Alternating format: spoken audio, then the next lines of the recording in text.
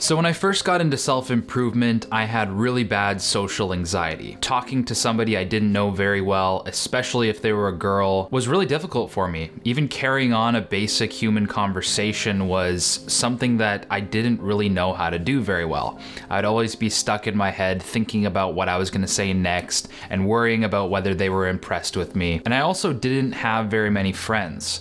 People didn't really invite me anywhere. So I started searching on Reddit for answers, you know, kind of lurking through self-improvement subreddits like I used to do quite a bit back in the day. And there was a book recommendation that kept on coming up in every single self-improvement subreddit that I looked at. It seemed to be everyone's go-to book they would recommend for people struggling with social anxiety or struggling with being able to maintain a basic conversation. And that book was How to Win Friends and Influence People by Dale Carnegie. It came as kind of a shock to me because this book was published in 1936. In 2019, it's closer to the year 2100 than it is to when that book was published. Yet in 2011, Time magazine ranked it as the 19th most influential book in American history. So it doesn't mess around. So I was starting to get this vibe that it was the Bible of human communication. And I gave it a read and it changed my life. I'm not saying that this book was responsible for everything good that ever happened to my life or anything like that, but what I do mean is that it changed my perspective. And I learned some things from this book that I have carried with me to this day, I've never forgotten, and they've completely transformed the way I interact with people. Having conversations with pretty much anybody is not an issue for me anymore, and people actually invite me to stuff. So I'm gonna go over some of the most impactful lessons from the book, How to Win Friends and Influence People, and hopefully it helps you out as much as it helped me out. Just a preface before I dive into these tips, or these lessons, or whatever you want to call them, they are just tools. All these things I'm about to say are just tools. They're not absolute rules. They can be broken, but that being said, they are very powerful tools that I think work extremely well in most situations. Especially this first one that I'm about to dive into.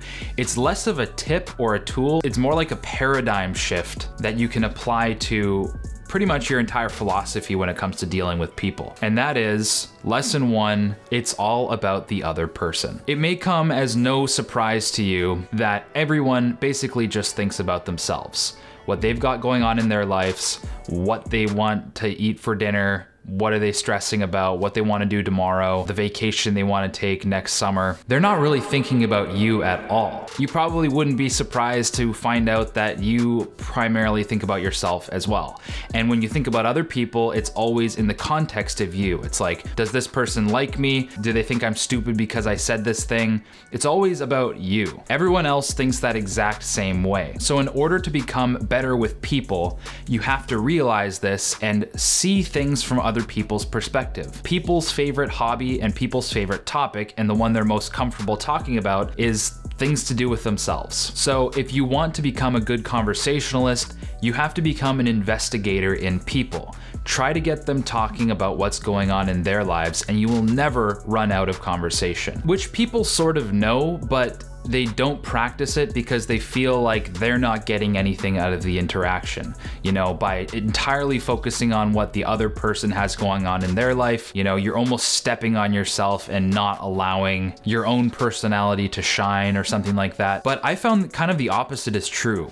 When you become genuinely interested in other people and what they have going on in their life, they're a lot more likely to return the favor. A lot of people have been in a situation or a conversation where somebody starts talking about their dreams and their ambitions and their skills and things they've done, and then the other person just responds with their dreams and their ambitions and the things that they want to do, and they sort of just start, it's like a back and forth, they're trying to one-up each other, and nobody really gets anything out of the conversation. No one's really listening. They're just focusing on basically you-know-what measuring. But when you actually listen to the person talk about their ambitions and their skills, and you genuinely ask them pressing questions about what their motivation was behind this, what they think they got out of it, etc., and you actually practice being genuinely curious, not only would that person really appreciate the fact that you're actually asking genuine questions and that you're listening, they're way more likely to ask you genuine questions about yourself, and you can generate a pretty close friendship very quickly. So next time you dive into a conversation with somebody new,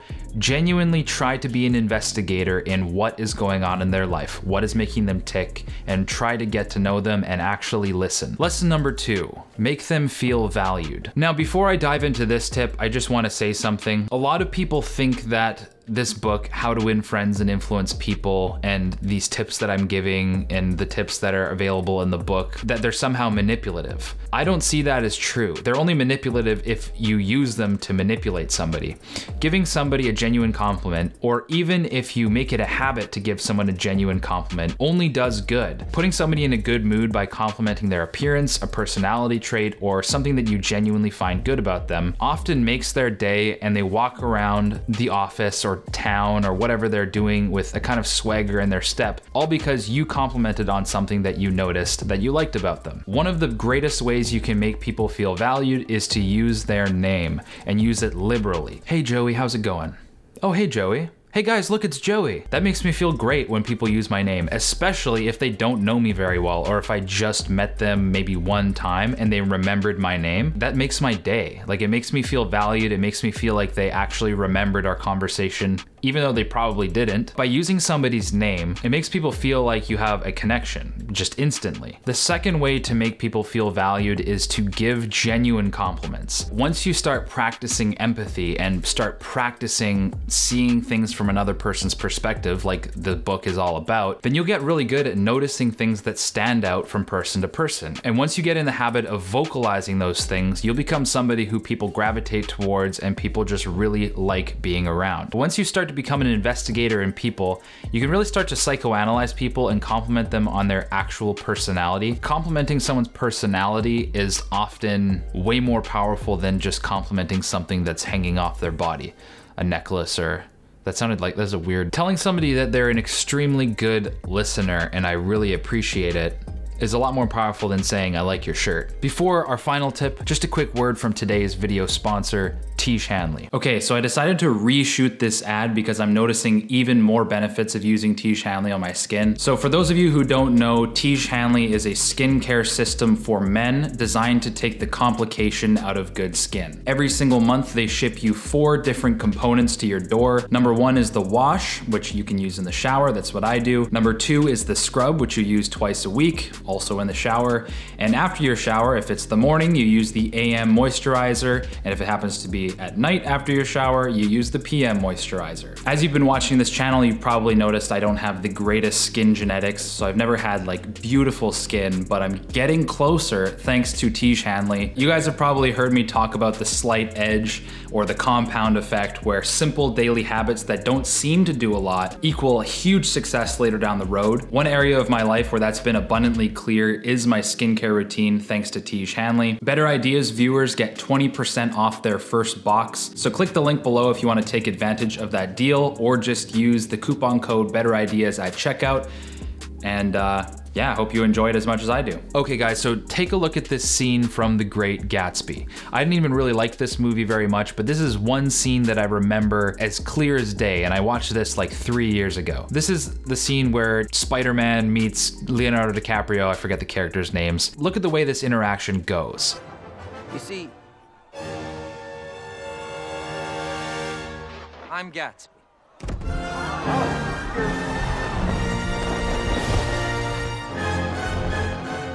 His smile was one of those rare smiles that you may come across 4 or 5 times in life. It seemed to understand you and believe in you, just as you would like to be understood and believed in. Sorry, old sport, I thought you knew. Please, just, I don't know what to say. Please forgive me. It's quite all right. I've had so much to drink. Yes. Mr. Gatsby, sir. Chicago. Oh. I'll be in just a minute. I'm taking my new hydroplane out in the morning. Would you like to go with me? What time? Time that suits you. When he meets Gatsby for the first time, he feels like there is understanding behind his smile. As powerful as Gatsby is, he still took the time to put his hand on his shoulder, look him in the eye, and really pay attention and focus on what Peter Parker was saying. So the last tip is focus. Pretend that the person in front of you is the only person in the entire world. And this channel is all about focus. The skill of focus translates well to human interaction as well. If you learn to minimize your cell phone and social media use, if you learn to focus on slower paced things and really honing in on things you find boring, even boring conversations, then you'll be able to make people feel valued and appreciated and listened to. That's all that people want. Even when they go on long spiels about all their goals and ambitions, all they want to hear is, that is incredible. You know, good for you. So why not make somebody's day by actually even pretending that you care? Sometimes that's all people need. They just need somebody who pretends like they care. Bonus points if you actually learn to care. So guys, these are just some of the lessons I learned from How to Win Friends and Influence People by Dale Carnegie. I'll put a link in the description for you to pick up your copy on Amazon. I'm not gonna make it an affiliate link or anything like that. It's probably pretty cheap if you have an e-reader like a Kindle or Kobo. You can probably find it online, like an online PDF, if you just Google How to Win Friends and Influence People.pdf. If you like this video, make sure to hit like, because when you like it, the algorithm knows that it's a high quality video and it helps people see the video. If you're lurking here and you haven't subscribed, hit that subscribe button and then hit that bell icon so you don't miss future uploads. If you have any suggestions for videos you want me to cover in the future, let me know in the comment section below. That's all for today. Thank you for watching, and we'll catch you in the next video.